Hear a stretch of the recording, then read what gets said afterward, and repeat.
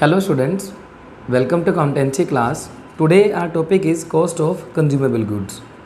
Balance sheet के अंदर हमें कुछ ऐसी आइटम दी होती है जिनका ओपनिंग और क्लोजिंग स्टॉक गिवन होता है और रिसीट एंड पेमेंट के अंदर उनकी या तो हमें परचेज गिवन होती है या उनकी पेमेंट गिवन होती है। तो उन गुड्स को हम बोलते हैं कंज्यूमेबल गुड्स। फॉर एग्जांपल जैसे food stuff, medicine, sports material, postage, stationery, आपको कुछ ऐसी आइटम मिलेंगी जो ड्यूरिंग द ईयर हम कंज्यूम कर जाते हैं। तो इसका हमें बैलेंस शीट के अंदर ओपनिंग स्टॉक मिलेगा, क्लोजिंग स्टॉक मिलेगा और रिसीट एंड पेमेंट अकाउंट के अंदर या तो परचेज गिवन होगी या पेमेंट गिवन होगी। तो आपको उसमें से उसकी कंजम्पशन निकालनी है। जो गुड्स आपको जिसका ओपनिंग और क्लोजिंग स्टॉक दिया हुआ है और उसकी पेमेंट दी हुई है, तो आपको उन सभी आइटम्स को ट्रीट करके उसकी कंजम्पशन कैलकुलेट करनी है और उसको इनकम एंड एक्सपेंडिचर अकाउंट में डेबिट साइड में लिखना है। अब कंजम्पशन निकलती कैसे है? अगर आपको परचेज गिवन है, दी हुई है, मतलब आपको ओपनिंग स्टॉक भी गिवन है और क्लोजिंग स्टॉक भी गिवन है और साथ में आइटम्स की परचेज गिवन है, तो आपने क्या फार्मूला लगाना है? परचेज जो भी आपको दी होगी इसके अंदर हम ओपनिंग स्टॉक ऐड कर देंगे एंड क्लोजिंग स्टॉक माइनस कर देंगे, तो आपके पास निकल आएगी कंजम्पशन। फॉर एग्जांपल आपको पोस्टेज का ओपनिंग स्टॉक भी दिया हुआ है, क्लोजिंग भी और परचेज भी दी हुई है। तो आपने क्या करना है? परचेज के अंदर ओपनिंग स्टॉक प्लस कर देंगे, क्लोजिंग माइनस, तो आपके पास कंजम्पशन निकल आएगी। मतलब फॉर एग्जांपल स्पोर्ट्स मटेरियल है, अब 100 आइटम पड़ी थी स्पोर्ट्स मटेरियल की ऑलरेडी, ओपनिंग स्टॉक हमने 500 और परचेज कर ली। अब 100 पड़ी थी, 500 और परचेज कर ली, तो टोटल कितनी होगी? 600। 200 अभी भी क्लोजिंग पड़ी है, तो इट मीन्स हम कंज्यूम कितनी कर गए? 400। तो ये कहाँ शो कर दिया जाएगा? इनकम एंड एक्सपेंडिचर अकाउंट के डेबिट साइड में। अगर हमें ऑलरेडी परचेज गिवन है तो आप डायरेक्ट वहाँ से कंजम्पशन कैलकुलेट कर सकते हैं, लेकिन अगर आपको पेमेंट वर्ड गिवन है, मतलब आपको स्पोर्ट्स मटेरियल, फूड स्टफ, कोई भी ऐसी आइटम है जिसकी पेमेंट भी गिवन है, ओपनिंग स्टॉक गिवन है एंड क्लोजिंग स्टॉक गिवन है, तो पहले हमें परचेज निकालनी पड़ेगी। परचेज कैसे निकालेंगे? तो परचेज निकालने का फॉर्मूला है, जितनी आपने पेमेंट की है उसके अंदर से हम ओपनिंग क्रेडिटर माइनस कर देते हैं, क्लोजिंग क्रेडिटर प्लस कर देते हैं। मतलब उस गुड्स के रिगार्डिंग जो भी क्रेडिटर्स थे आपने ओपनिंग क्रेडिटर माइनस करने, क्लोजिंग क्रेडिटर प्लस कर देने। ओपनिंग एडवांस, अगर आपने कोई एडवांस पेमेंट पहले ही कर रखी थी वो प्लस कर देंगे। क्लोजिंग एडवांस पेमेंट आप क्या करेंगे? माइनस कर देंगे। तो आपके पास इसको ट्रीट करने के बाद आ जाएगा परचेज। देखो पेमेंट में ओपनिंग क्रेडिटर माइनस किए, क्लोजिंग प्लस। फॉर एग्जांपल आपने कोई भी आइटम है, फूड स्टफ है, स्टेशनरी है, आपने स्टेशनरी के आइटम की पेमेंट की है। अब पेमेंट में क्या होता है कि हमें नहीं पता कि करंट ईयर की परचेज़ कितनी थी, क्योंकि पेमेंट जब आप करते हैं तो ऑलरेडी जो प्रीवियस क्रेडिटर थे वो माइनस हो जाएंगे। फॉर एग्जांपल आपने स्टेशनरी की पेमेंट कर दी 5000, अब पहले ही हमारे क्रेडिटर थे 1000 के, तो पहले वो क्रेडिटर कम हो जाएंगे। ओपनिंग क्रेडिटर माइनस करेंगे। अब पेमेंट किया 5000 की, ओपनिंग क्रेडिटर आपके कितने थे? 1000। अभी हम और कुछ नहीं लेके चलते, हम ये मान के चलते हैं कि ओपनिंग क्रेडिटर 1000 के थे। ओपनिंग जो क्रेडिटर हमें गिवन थे 1000 के और आपने पेमेंट कर दी 5000 की। अब पेमेंट से ये पहले वाले क्रेडिटर कम हो जाएंगे, इट मीन्स हमारी परचेज़ कितनी निकली? 4000 की। जो परचेज़ आई वो कितनी आई? 4000 की। मतलब आपकी पेमेंट से क्रेडिटर माइनस हो जाएंगे, क्योंकि अगर हम किसी की पेमेंट करते हैं तो पहले वाले पेमेंट जो हमारी है वो ख़त्म हो जाएगी। तो it means during their purchase कितनी की? 4000 की। तो इसीलिए जो पेमेंट है उसमें से क्रेडिटर माइनस करते हैं। अगर ओपनिंग दिया ऐसे, अगर क्लोजिंग क्रेडिटर प्लस कर देंगे। ओपनिंग एडवांस पेमेंट गई हुई है तो प्लस हो जाएगी, क्लोजिंग एडवांस पेमेंट क्या हो जाएगी? जो अभी ऑलरेडी एडवांस हमारे पास पड़े हैं, सप्लायर्स को दिया हुआ है आपने, जो सप्लायर्स को पेमेंट है वो प्लस माइनस हो जाएगी, तो आपके पास निकल जाएगी परचेज़। अब परचेज़ जैसे हमने इसमें निकाला था, परचेज़ आ गई, इसके अंदर आप ओपनिंग स्टॉक ऐड कर देंगे और क्लोजिंग स्टॉक माइनस कर देंगे, तो आपके पास क्या निकल जाएगी? कंजम्पशन। इसको हम कहाँ शो कर देंगे? इनकम एंड एक्सपेंडिचर अकाउंट के डेबिट साइड में। ठीक है, मतलब आपको जो पॉइंट ध्यान रखना है वो क्या है? किसी भी गुड्स के रिगार्डिंग, किसी भी आइटम के रिगार्डिंग आपको ओपनिंग स्टॉक और क्लोजिंग स्टॉक दिया हुआ है, उसकी परचेज़ या पेमेंट में से कुछ दिया हुआ है, तो आप इस तरीके से फॉर्मूला यूज़ करेंगे। अगर आपको ओनली परचेज़ गिवन है तो फॉर्मूला यूज़ होगा opening stock plus purchase minus closing stock. अगर आपको परचेज़ की जगह पेमेंट वर्ड गिवन है तो आप पूरा फॉर्मूला यूज़ करेंगे। पेमेंट के अंदर आप ओपनिंग कैरेक्टर माइनस करेंगे, closing character plus, opening advance payment है वो plus, closing advance payment minus, तो आपके पास क्या निकल के आ जाएगी? परचेज़। तो परचेज़ वही आ गई, परचेज़ के अंदर opening stock plus closing minus, तो आपके पास क्या निकल जाएगी? कंजम्पशन। तो और इन दोनों जो भी कंजम्पशन आएगी इसको हमने दिखाना है इनकम एंड एक्सपेंडिचर अकाउंट के डेबिट साइड। तो सम के अंदर आपको परचेज़ भी गिवन हो सकती है, पेमेंट भी गिवन हो सकती है। तो डिफरेंट सम्स देखते हैं, उसके अंदर हम देखते हैं कि इनका ट्रीटमेंट किस तरीके से करना है। जैसे सम नंबर 21 है न्यू बुक के अकॉर्डिंग। अब यहाँ हमें गिवन है how will you deal with the following item while preparing the final account of A club. आपको स्टॉक ऑफ स्टेशनरी गिवन है, क्रेडिटर ऑफ स्टेशनरी गिवन है, opening stock, closing stock, opening creditor, closing creditor. अब amount paid, अब देखो amount paid दिया हुआ है, अभी सिर्फ आपको ना उसी स्टेशनरी का ट्रीटमेंट करके दिखाना है। तो कैसे करेंगे इसको? देखो अमाउंट पेड दिया हुआ है, पेड मतलब पेमेंट। तो पेमेंट के केस में फॉर्मूला क्या यूज़ करेंगे हम? जितनी पेमेंट है उसमें से ओपनिंग क्रेडिटर माइनस कर देंगे, less creditor in the beginning, add creditor at the end, तो आपके पास क्या निकल के आ जाएगी? परचेज। यहाँ पे कोई एडवांस पेमेंट नहीं थी तो इसलिए मैंने उसको इग्नोर कर दिया। तो आपने पेमेंट में से ओपनिंग क्रेडिटर माइनस किए, क्लोजिंग क्रेडिटर प्लस किए, तो आपके पास आ गई परचेज। परचेज के अंदर ओपनिंग स्टॉक ऐड कर देंगे, क्लोजिंग स्टॉक माइनस कर देंगे, तो आपके पास नेट क्या निकल के आ जाएगी? कंजम्पशन। तो कंजम्पशन दिखाई जाएगी इनकम एंड एक्सपेंडिचर अकाउंट के debit side. Opening creditor opening balance sheet में चले जाएंगे, closing creditor closing balance sheet में, ऐसी opening stock opening balance sheet में, closing stock closing balance sheet में। अगर हमें एक क्रेडिटर फॉर स्टेशनरी अकाउंट बनाना होता तो कैसे करते? देखो क्रेडिटर फॉर स्टेशनरी अकाउंट आपका लायबिलिटी है ये क्रेडिटर्स, तो ओपनिंग बैलेंस इधर आ जाता, क्लोजिंग बैलेंस ये, ओपनिंग क्लोजिंग, और आपने पेमेंट कितनी की थी? 25,000। तो टू बैंक मतलब creditors account debit to bank 25,000, इन दोनों को ऐड करके ये माइनस करते आपके पास क्या आ जाता? स्टॉक ऑफ स्टेशनरी, जो बैलेंसिंग फिगर आती। स्टॉक ऑफ स्टेशनरी अकाउंट बनाते तो ओपनिंग स्टॉक डेबिट, क्लोजिंग इधर, क्योंकि एसेट्स होती हैं, ओपनिंग क्लोजिंग बैलेंस। उसके बाद जो यहाँ से हमें बैलेंस निकल के आया था इसको हम यहाँ ट्रांसफ़र कर देंगे। जो क्रेडिटर का जो स्टॉक था मतलब जो कंजम्पशन थी वो यहाँ जो आपने परचेज़ निकली थी वो परचेज़ हम यहाँ लिख देंगे। तो इन दोनों को प्लस करेंगे, opening stock plus purchase minus closing, तो आपके पास क्या निकल जाएगी? 24,200 कंजम्पशन, जो इनकम एंड एक्सपेंडिचर अकाउंट में लिखते हैं। नेक्स्ट सम के अंदर देखो, on the basis of the following information given below the calculate the amount of stationery. इसमें भी हमें स्टेशनरी का अमाउंट कैलकुलेट करना है। Stock of stationery creditor same जैसे प्रीवियस सम के अंदर दिया होता है उसी तरीके से स्टेटमेंट दी हुई है, लेकिन यहाँ दिया हुआ stationery purchase during the year. देखो यहाँ पे क्या वर्ड है? Stationery purchase. प्रीवियस सम के अंदर यहाँ पे हमें क्या वर्ड गिवन था? Amount paid. यहाँ पेड वर्ड गिवन था और यहाँ हमें कौन सा वर्ड गिवन है? परचेज। तो पेड में हमने फॉर्मूला लगाया जब क्रेडिटर्स को भी ट्रीट करना था। अब यहाँ परचेज ऑलरेडी गिवन है तो आपको क्रेडिटर्स का कुछ भी नहीं करना, क्रेडिटर्स आप इग्नोर कर देंगे। तो आप फॉर्मूला क्या लगाएंगे? Purchase plus opening stock minus closing, तो आपके पास क्या निकल आएगी? कंजम्पशन। मतलब जब परचेज दिए हो तो आपने क्रेडिटर्स को इग्नोर कर देना है, क्योंकि ऑलरेडी हमारे पास परचेज गिवन है तो क्रेडिटर्स ऑलरेडी ट्रीट हो चुके हैं।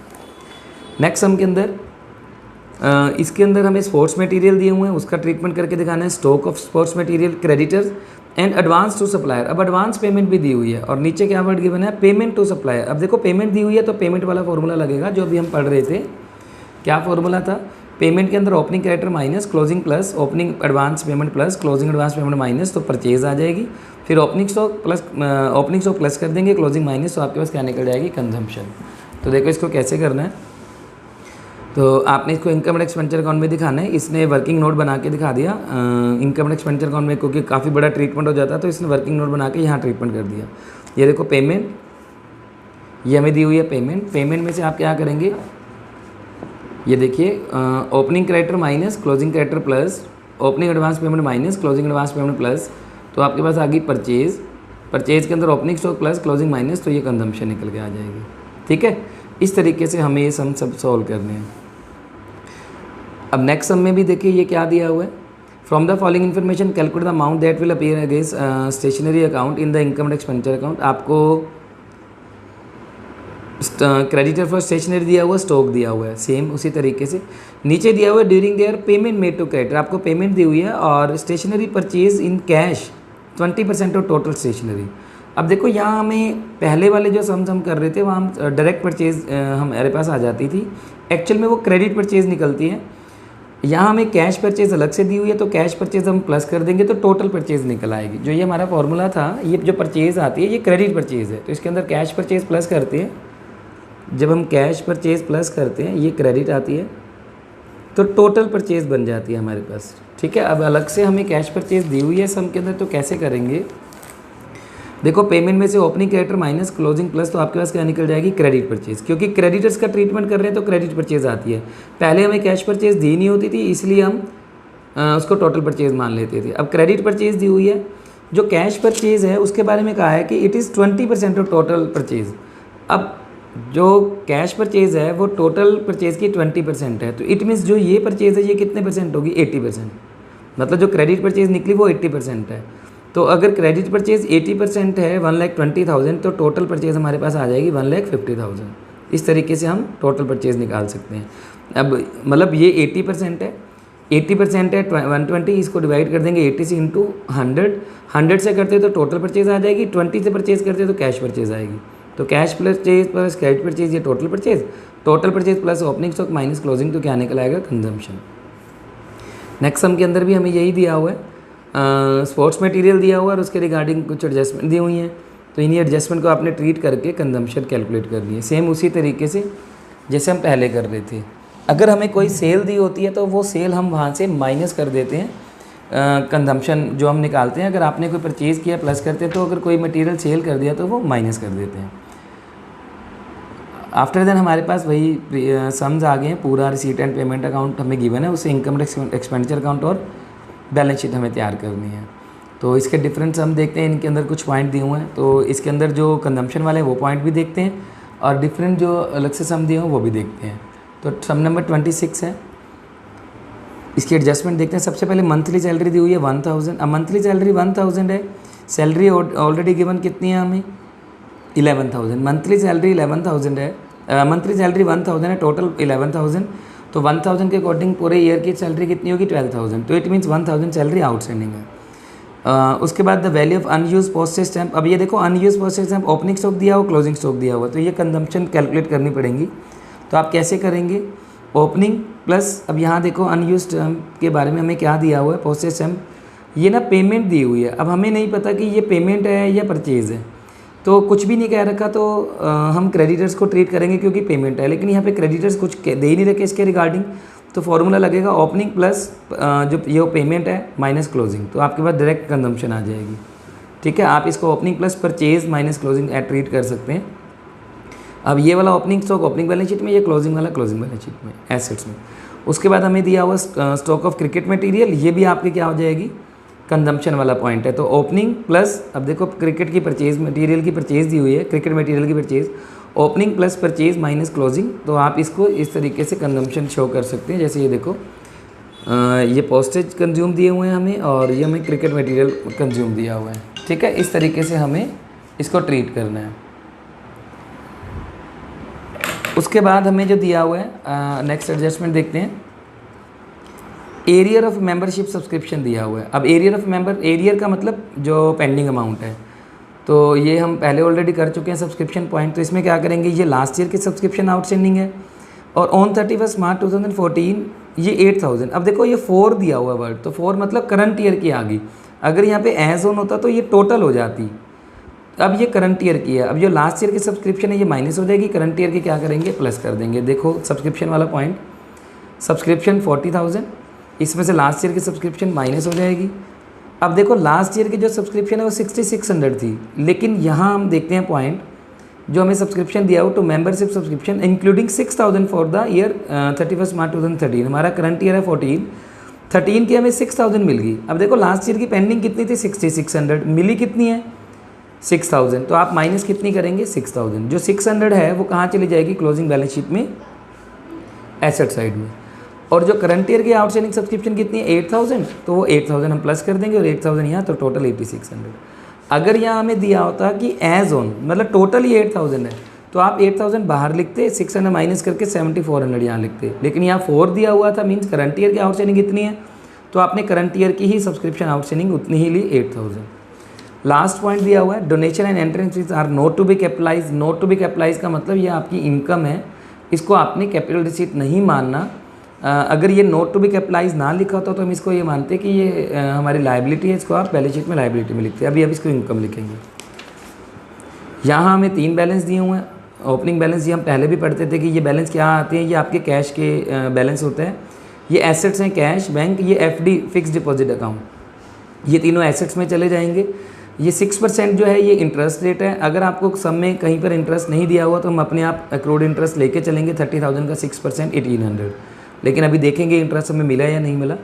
Member subscription income, entrance fees income, donation income, interest on fix deposit, ये देखो मिल गया। अब इंटरेस्ट ऑन फिक्स डिपॉजिट आना कितना चाहिए था, 30,000 का 6%, क्योंकि ओपनिंग बैलेंस दिया हुआ है तो पूरे साल का आएगा 1800, हमें दिया कितना 900, तो 900 हमारा और आ जाएगा, 900 इंटरेस्ट अक्रूड, मतलब टोटल इंटरेस्ट आप शो करेंगे 1800, और जो 900 है वो हम कहाँ शो कर देंगे, बैलेंस शीट में एसेट्स में। टूर्नामेंट फंड ये लायबिलिटी है, बैलेंस शीट में लायबिलिटी में। सेल ऑफ क्रॉकरी, अब देखो क्रॉकरी कितने की सेल की है, 1200 वाली क्रॉकरी हमने 2000 में सेल कर दी तो 800 का प्रॉफिट हो गया। इधर से क्रॉकरी परचेज ये अलग से शो करेंगे, ये इसके अंदर से ट्रीट नहीं करना आपको। कई बार बच्चे इसके अंदर सेल परचेज ट्रीट करने लग जाते हैं, ये अलग से परचेज शो कर देंगे। Maintenance expenses, match expenses, salaries ये भी expenses, conveyance expenses, upkeep of loan expenses, postage stamp ये ऑलरेडी हम कंजम्पशन में ले चुके हैं, क्रिकेट मटेरियल कंजम्पशन में ले चुके हैं, sundry expenses, investment assets, tournament expenses tournament fund में से माइनस हो जाएंगे, ठीक है, फंड लाइबिलिटी में थे। और ये जो कैश के बैलेंस दिए हुए हैं, ये कैश, बैंक बैलेंस, एफडी, ये आपके पास एसेट्स में शो कर देंगे। इस तरीके से ये हमारा सम कंप्लीट हो जाएगा। नेक्स्ट सम के अंदर भी हम देखते हैं इसकी एडजस्टमेंट। नेक्स्ट सम के अंदर हमें दिया हुआ है एसेट्स दे रखी हैं। 1 अप्रैल 2012 को building, government security, stock of food stuff, ये सब आपकी ओपनिंग एसेट्स हैं, क्योंकि ओपनिंग डेट को दे रखे हैं तो ओपनिंग बैलेंस शीट में चली जाएंगी। There was a reserve fund, ये क्लोजिंग ओपनिंग बैलेंस शीट में लायबिलिटी में चला जाएगा। एरियर ऑफ सब्सक्रिप्शन, मतलब लास्ट ईयर के इतनी सब्सक्रिप्शन पेंडिंग थी, करंट ईयर है 31 मार्च 2013, तो 2012 लास्ट ईयर, तो लास्ट ईयर की सब्सक्रिप्शन माइनस करंट ईयर की सब्सक्रिप्शन प्लस हो जाएगी। स्टॉक ऑफ फूड स्टॉक, ये क्लोजिंग स्टॉक है, ये ओपनिंग दिया हुआ था फूड स्टॉक, ये क्लोजिंग, तो ओपनिंग क्लोजिंग स्टॉक दिया हुआ तो इट मीन्स ये कहाँ आएगा, इनकम एंड एक्सपेंडिचर अकाउंट में कंजम्पशन कैलकुलेट करना पड़ेगा। The by law of the club provide that 50% of entrance fees and 10% of the surplus of any years are to be transfer to reserve fund. ये कह रहे हैं कि entrance fees का 50% और जितना सरप्लस आएगा उसका 10% आपको रिजर्व फंड में ट्रांसफर करना है, तो कोई प्रॉब्लम नहीं, एंट्रेंस फीस का 50% इनकम में चला जाएगा और 50% रिजर्व फंड में। ऐसे ही 10% of surplus of any year to be transfer to reserve fund, तो इसको रिजर्व फंड में ट्रांसफर कर देंगे। तो बस यही हमारी एडजस्टमेंट थी। यहाँ से देखते हैं, ये तो हमारे ओपनिंग बैलेंस शीट में एसेट्स में आ जाएंगे बैलेंस, इंटरेस्ट इनकम, सब्सक्रिप्शन का पॉइंट जो ट्रीट करके आपके पास ये आ जाएगा इनकम में।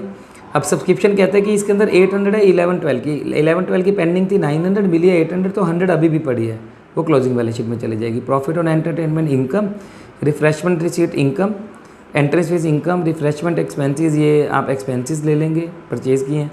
क्रॉकरी परचेज़, तो ये आपकी एसेट्स हो जाएगी। क्रॉकरी का कोई हमें बैलेंस दिया हुआ है, नहीं दिया हुआ, तो ये एसेट्स में लिख देंगे हम, क्रॉकरी एसेट्स है हमारी। Books assets, newspaper expenses, salary expenses, general expenses, audit fees expenses, and ये कैश का और बैंक का बैलेंस आ जाएगा। एक्चुअली ये दोनों बैंक के बैलेंस दिए हुए करंट और डिपॉजिट अकाउंट। तो इस तरीके से हमें सम सॉल्व करने हैं। नेक्स्ट सम भी आपसे हो जाएगा, तो आपको टोटल 30 सम तक न्यू बुक के अकॉर्डिंग, जो अनसोल्ड सम है वो फेयर नोटबुक पे करने हैं। अभी कुछ सम्स और पड़े हैं, तो वो उसमें नया पॉइंट कुछ भी नहीं है, लेकिन वो नेक्स्ट क्लास के अंदर उसमें जो डिफरेंट पॉइंट्स आते हैं, अगर कोई एडजस्टमेंट के रिगार्डिंग पॉइंट है तो वो नेक्स्ट क्लास के अंदर हम डिस्कस करेंगे। तो आज की क्लास हमारी यहीं कंप्लीट है।